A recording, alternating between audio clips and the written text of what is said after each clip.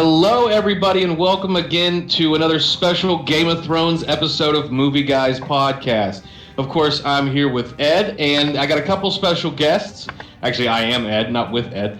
That'd be a little weird. But I have a couple special guests. I have Adam from For Your Distraction from Be Real Network, and of course, a brand new podcaster, Allison of House Wilson, first of her name.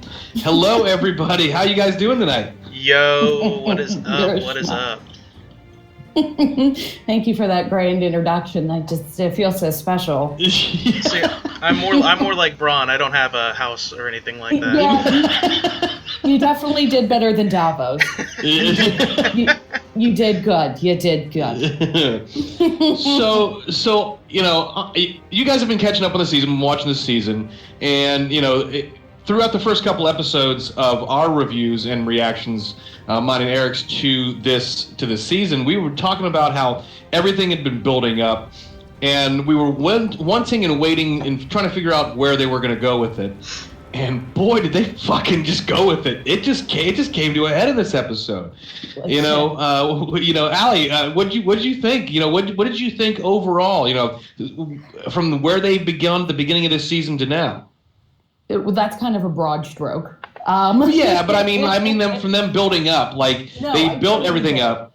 I know that, especially with the first episode, I was watching it with one of my friends, and I turned to her and I said, if somebody doesn't fucking die in the first 5 minutes, I'm going to be pissed. And then we got the slaughter at House Frey, so that was awesome. So, I mean, you're right. It totally just has been building and building, but let me tell you, this episode got me fucked up.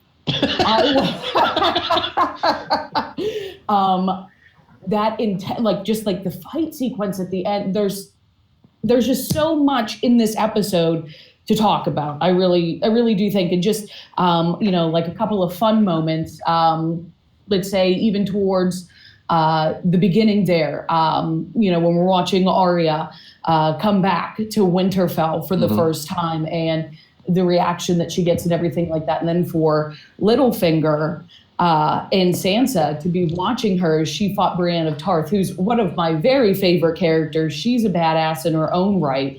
But what an intense scene that was. And for me, it was just, all right, how's this greasing his gears? What's he thinking about right now? Because there's something behind that. He's seen the dagger, he's seen all that. So that was definitely one of the storylines that I was super interested in. Let me tell you, Arya, the past couple seasons, has slowly become one of my more favorite characters.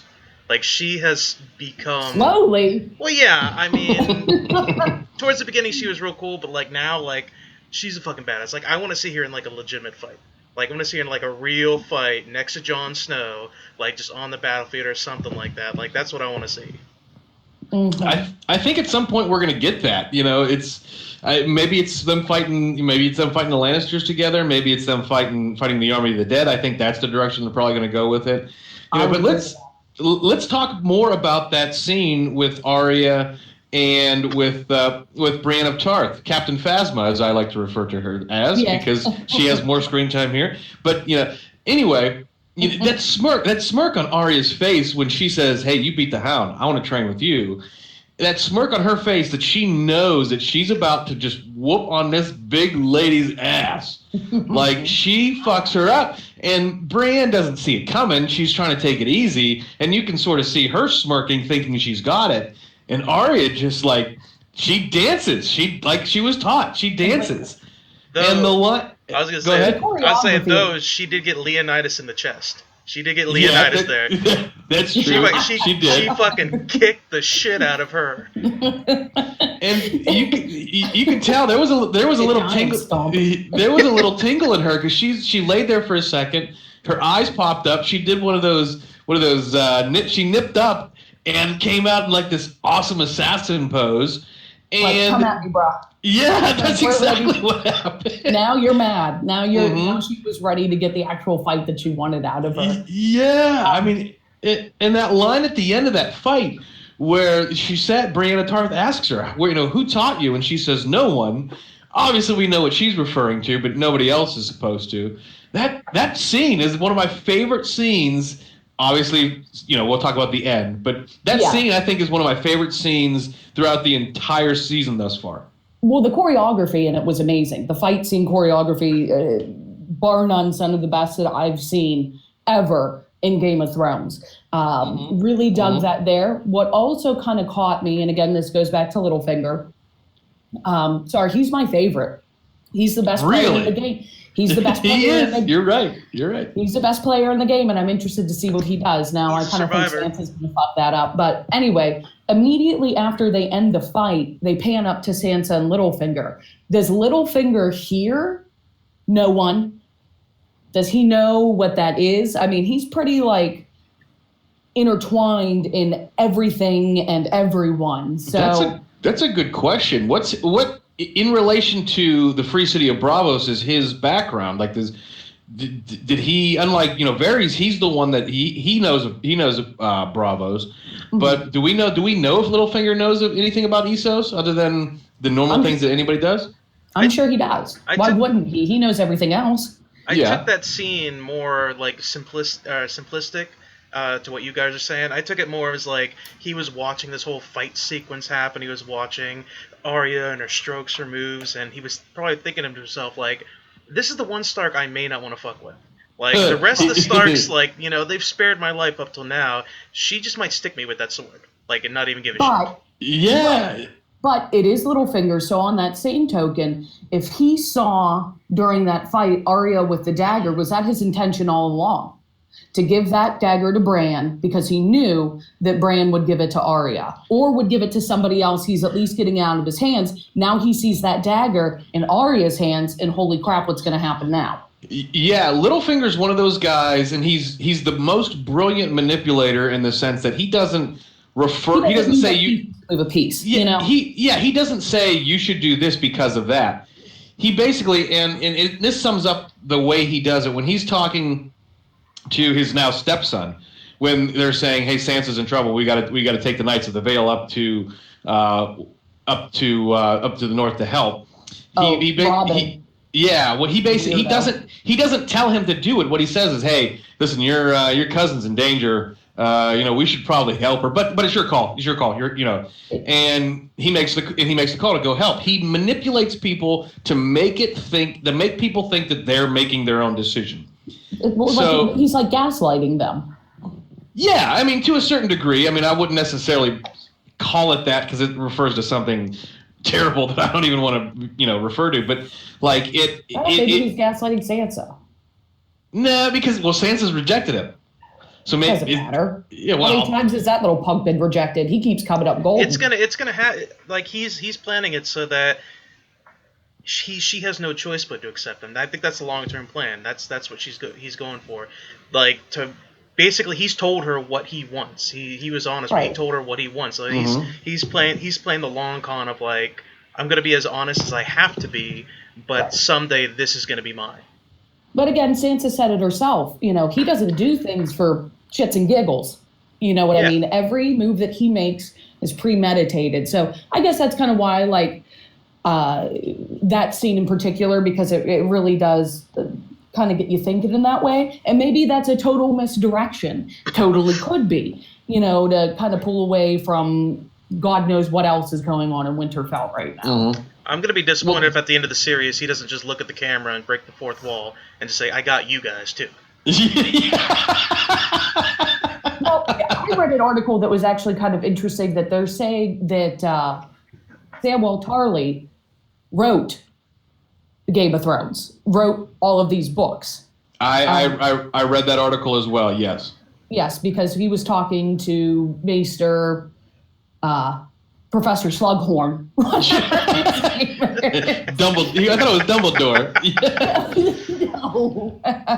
No, that's some Slughorn. And he's like, well, I would think of a better title than that. So that's kind of where that's launching from. But that's neither here nor there. I'm sorry, that was a little bit off subject. No. That's what this is all about. Like, we're talking about theories. We're talking about where we think this series is going to go. Speaking of which, what's that? Go ahead. I'm sorry. I just kind of went off on a tangent there. So Arya has that dagger that Samwell has seen a picture of in his books. What if she goes to the Citadel and immediately recognizes her just based on that dagger. I wonder if that would have any kind of plot line or any kind of implication to it. There's a possibility, other than the fact that the Citadel doesn't allow women. Well, that's never. Well, how's that? That's never stopped. That's true, and she can be anybody she wants at any given time. All she has to do is cut off their face, fillet them a little bit, But I think Sansa. Excuse me. Go ahead. No, I was just saying, just a bit, just a little bit. Yeah. And I think Sansa's role is yet to be defined because we know who Arya is, and as you guys mentioned, Littlefinger's his ultimate goal is to manipulate Sansa into marrying him. Sure. Because he couldn't get them all. Right. So why now is he still backing the North when we basically know he has his army, that's what he wanted, and he wants the Iron Throne. Where is that going to come in? What do we think is going to go on there? And we know he's trying to get the Stark name to back him with the North. Dany, she has the North now because Jon's going to back her. He's not going to. I don't think he's going to bend the knee. Well, okay. Well, that's all. Jeez, someone's got a dirty mind. Whatever. You said it. We were all thinking it. Listen, but it wouldn't be the first time incest took place in this show. That's the lead. That's the lead into the first episode. And you know what? They don't know either, exactly. so it makes it a little bit better. Just a little bit. Yeah. Yeah. They don't know yet. So, I'm just interested to see where all that's going to go. And we only have 10 episodes total left. Yeah. I don't think Littlefinger really cares as much about King's Landing. He just said he wants a crown.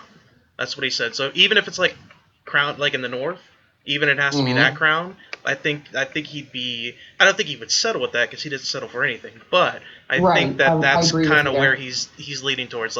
Obviously he's not going to go down and try to manipulate Cersei because she's all about Jaime. She's all about Jaime without the North.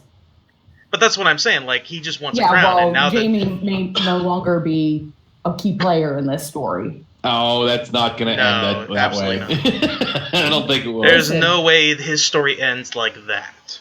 That whole fight scene, I was so torn because I knew someone was going to kick the bucket. It has to happen. But I was so torn between, I don't want Jaime to die. I really don't want Bronn to die, but I really don't want the dragon to die.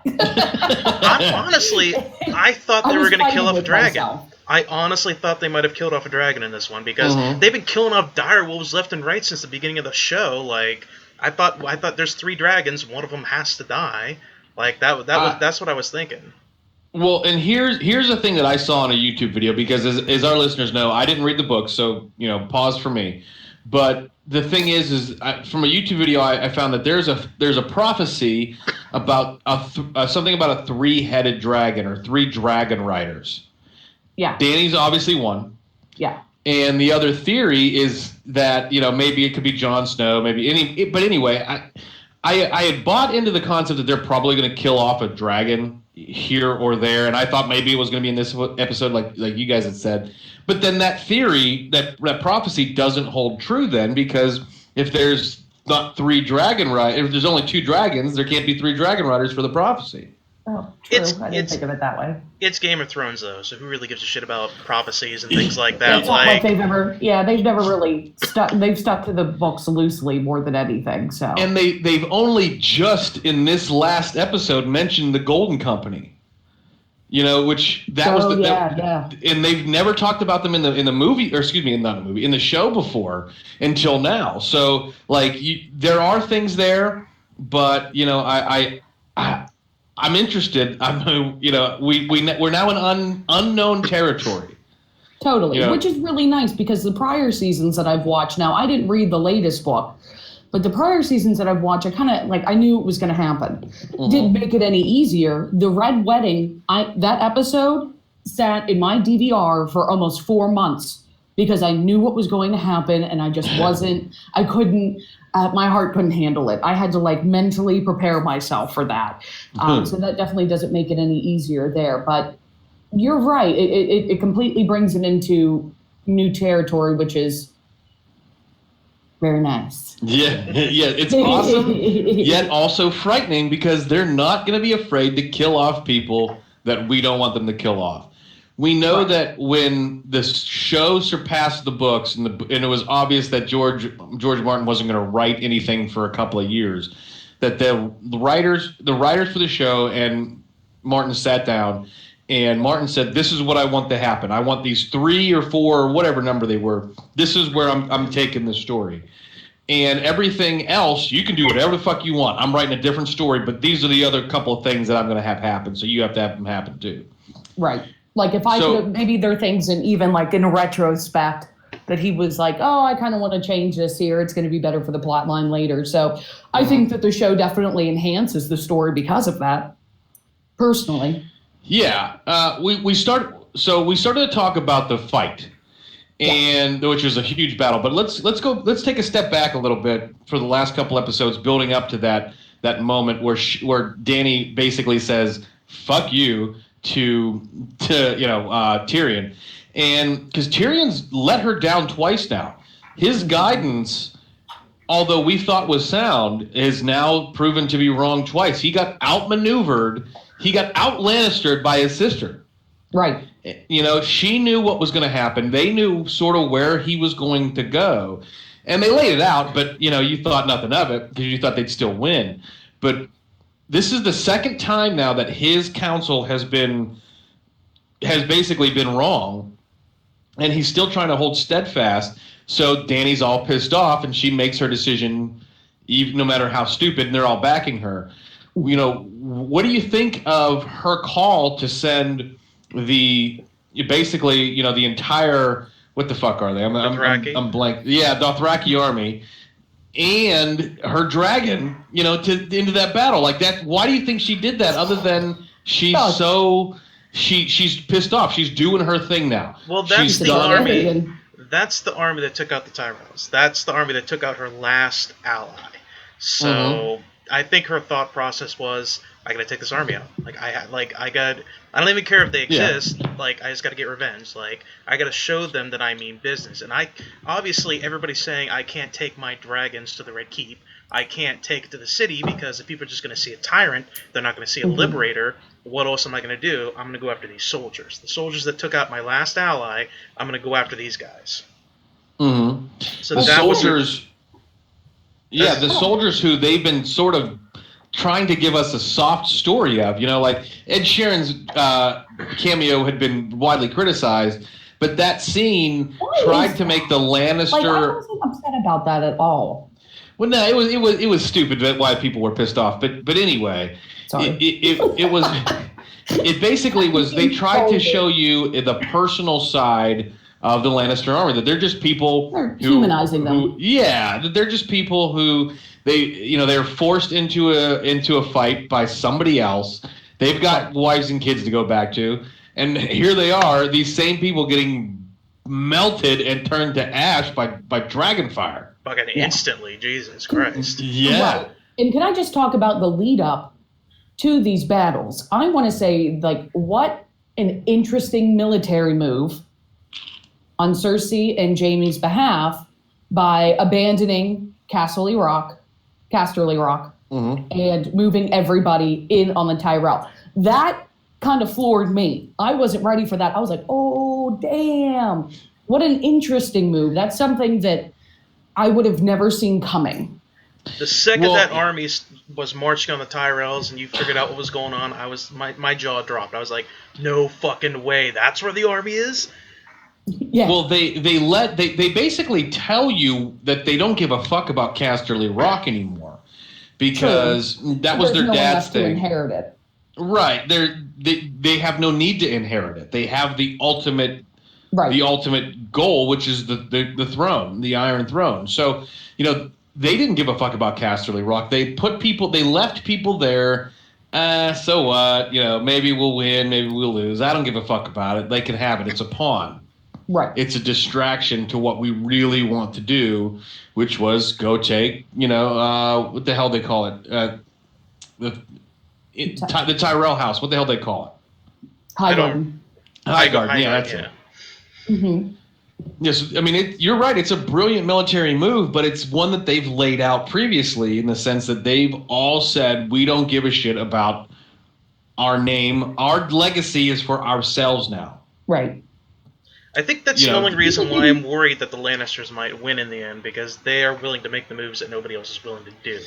Well, not even that, but do you think that maybe with that move, and I know that Tyrion tries to be as, impartial as he can to things, but that's always been something that's been on the back of his mind since he was born. He would never own Casterly Rock, ever. Mm-hmm. That's never going to be his. And now he kind of has a little bit of power, quite a bit of power to throw around. He's the hand of the queen, and I know as unbiased as he tries to be, maybe that's like some kind of like subconscious need or want. It's been drilled into him his whole life. He had to sneak in whores underneath that place, for God's sakes. You know what I mean? Meanwhile, his sister and his brother are banging. That's true. I mean, that's a good point. He had asked, I think twice before, if I remember right, for Casterly Rock, and his dad told him to go fuck himself. Yep. And then so now he has it. Mm-hmm. And basically he's sort of sad that it's not really what he wants. It's not what he didn't get it the way he wanted it to. Mm-hmm. So but now that we talk, let's talk about that last battle, if you could even call it that massacre. Yeah. You hear the Dothraki horde coming, and you got Jaime and he's sitting there, and they're like, "Oh my God, we're about to get fucking wrecked." And that's what Bronn says. He's like, "Dude, go on, get." Yeah, Bronn's like, "Get the fuck out of here. You are the commander. Like, you're not infantrymen. Just get the fuck out of here." Like, Jaime, in his cockiness, he's like, "No, we can push him, boy. We can push back." And then that moment when the horde is descending upon them, and you hear the roar in the distance, I literally sat on the edge of my couch. I literally got up on the end. I was like, "Is it happening? Is it happening? Is it happening?" And that dragon just swoops in. I'm like, "Here it is." Let me taste all your sweet salty tears. Holy shit! And the looks on everybody's faces. A live dragon. Nobody's seen a live dragon. A live dragon. Yeah. Yeah, you're right. Up to this point, dragons had been theoretical. Nobody alive has seen a dragon. They've seen dragon skulls, so they know they've existed. Right. But nobody has seen one, and they heard about this dragon queen, blah, blah, blah. And then they see her big-ass fucking dragon. She didn't even ride one of the little ones, which is probably what I would have done. I might have rode one of the little ones in, because, okay, it's a dragon, blah, blah, blah. But she rode the motherfucking... No, you don't take the untrained little babies in there. You take big boy. Yeah, and that's what she did. This whole thing is just a display of power. Yeah. That's all it is. You get one shot to make a first impression. You get one shot to make a first impression. And that's what you do. You make an impression. And she sure fucking did. She sure did. Like, I don't know, like if I were her, I probably would have just taken my dragons and flown around the Red Keep a few times and then dipped. I thought that that's the direction that they were going to go with Jon Snow's council. But I think that Jon definitely directed her well, but basically said, no, you shouldn't do that. But at the same time, almost encouraged her as well, because he made that speech about how, the people that follow her because dragons have never been seen before. And she made that happen. So there's visual, tangible proof of who she is, and there's no question. There's none. Well, the real question is who's going to be allowed to tell the tale, because that dragon was just incinerating people left and right. So, I mean, who's going to escape? We can assume that Jaime and Bronn are both going to be left. Well, yeah, but I mean, if the plan was to show your dragon and show your force, I think that was Bronn. Well, that's what I thought too. But what if it was? And this was so funny when Dickon introduced himself. Oh yeah, and Bronn laughed at him. Yeah. No, Dickon, sir. Dickon, yeah. Well, yeah. So I mean, I totally agree. I think that was one of those major things.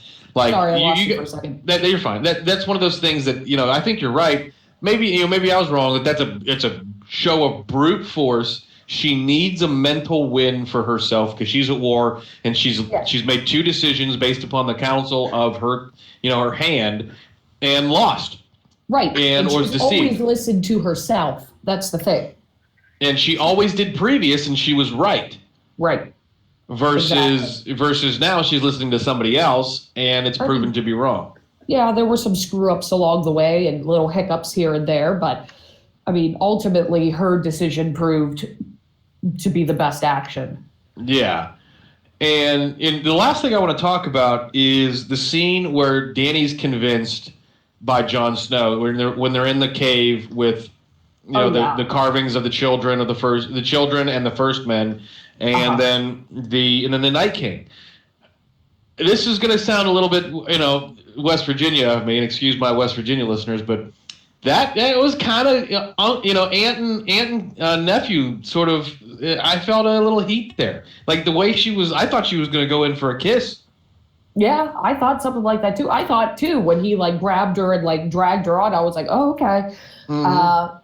But I thought it was kind of interesting. I would want to see. I thought maybe some of the drawings would show us some of the prophecy that was laid. Mm-hmm. Maybe. And so, maybe, yeah. Maybe get a little bit more information or insight from all of that.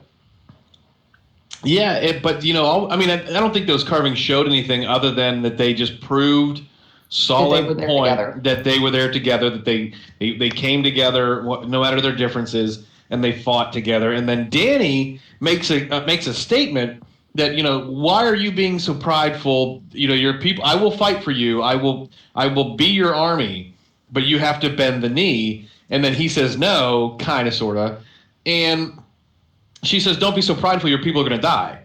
Yeah. Well, isn't she being a little prideful too? Like, isn't she saying, "Well, I'll give you what you want, but it's my pride's more important than yours." That's a part that I sort of got from there. She's kind of being a bitch. Yeah, but she doesn't understand the strife of Westeros at all. She just landed here. That's true. She has no background other than what's been told to her or that she's read. She has no, hi Kitty. She has no true experience there, to kind of level that. Plus, Jon Snow's new to her, obviously very new to her, but also very new to his role in the North. Well, and she knows that. In one of the previous episodes, I think it was the last episode maybe, he makes a point by saying that, like, I don't know you. Like, I don't know who you are. I don't know what you're all about. You just arrived on the shores. I don't, the North isn't going to follow you. They follow me because they trust me. I'm a bastard who became king of the North.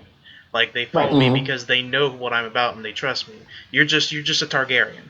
Like, the last Targaryen that was here was a tyrant. Like, they don't know what you're about. So...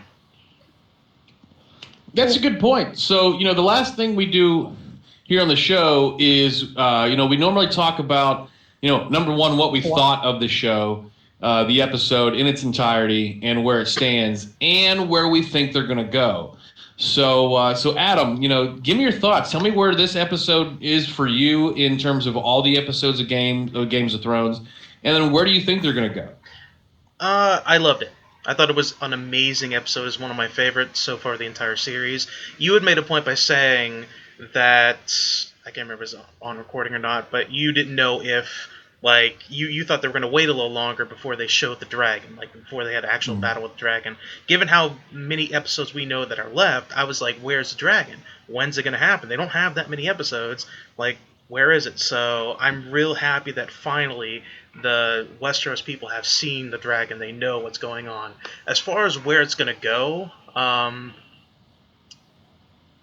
that's a tough question. I mean, they have Euron Greyjoy. They got to worry about his navy. They got to build up a navy to try to take him on. They got to rescue the sister. We didn't talk about it. We had the interaction between Theon Greyjoy and Jon Snow. They finally met up again, and he basically threatened him, saying the only reason why you're still alive is because of what you did for Sansa. I'm really just waiting for the White Walkers to come down. That's all I'm waiting for at this point. I don't know if they're gonna beat Cersei. I can't see them beating Cersei before the White Walkers come down. I don't see that happening. Absolutely not, because there's it's a show of conflict. That's what the show's about. It's about conflict on all ends. So if they beat Cersei and then all the pushes for the North to go fight the White Walkers, no, that's not going to happen. The White Walker's going to come down, the Long Night's going to start, and Cersei's going to be on the other end, pushing her armies up. Then Jon Snow's going to have to retreat and go back to the north to defend the north. And Daenerys is going to be left, like, almost on her own to fight off Cersei. So it's going to be like a sandwich. It's going to be like Cersei on one end, White Walkers on the other end, Daenerys and Jon Snow in the middle, just trying to push him back. It's a good point. Allison of House Wilson. What do you think? Just to kind of bounce off of what Adam was saying, I do think that he made a valid point about, the White Walkers and the Dark Knight coming before Cersei fully gains the power that she's seeking and defeats who she wants to. I'm interested to see if that kind of, it changes her tune a little bit. Maybe we're going to see her team up with somebody that we wouldn't have thought previously. That might be something interesting to see. I also, again, Littlefinger's my favorite, so super excited to see what goes on with that storyline there. I was kind of upset with how, what's her name left, Bran, and how sad all of that was. I'm interested to see what she has to do when she goes back to her family. And then, of course, Jaime. I mean, like, that was the cliffhanger. That's what's happening at the end. We just see him sinking down to the bottom of this lake in his armor and hands that probably weighs a good chunk, with that. So who saved him? Is he alive? Is he going to be able to tell this story to Cersei or be able to return? Is he going to be captured again? Is he going to be a prisoner of war like he was previously? And then maybe at that same time, maybe he'll finally get his chance to turn on Cersei, you know what I mean? To have the power to do so because, he's scared of her and he should be. She's definitely the dominant player in the game right now. So I don't know. I'm excited, though. Definitely one of my very favorite episodes that I've ever seen. Definitely the best so far this season and probably within my top 5. Yeah, I mean, I completely agree. I would say that this episode is top 3 for me. I think Battle of the Bastards is number 1, and then last season finale was number 2. This episode, though, it's taken everything that they've built thus far this season and just exploded it. And they fought. There's still some storylines, like I said, but there's still some storylines to clear out. They've ended the ancillary ones up to this point. I'm interested to see more what Euron's going to do because from what I've been hearing and what I've been told from him in the books. He's a lot more. He's more like the governor than he has been from Walking Dead. Like he's real crazy. Yeah. And he's showing it. Like he's playing that character well. He's like our hot topic prince right now. Yeah. We haven't heard enough from him. I think I'm interested to see if there are any children left. Number 1, I think that there may be, but I don't know that. I don't know that maybe they're all dead. And I think I'm personally more interested into what they're doing with Bran. I think that they're somehow, some way that they're gonna, Bran's gonna use his, warging ability, and he's going to see when the whites are coming. He's gonna see when that's happening. So everybody will know because he'll have sat there and touched the the weirwood tree and told everybody. But there's got to be some broader story that they're trying to tell with him. I don't know what it is.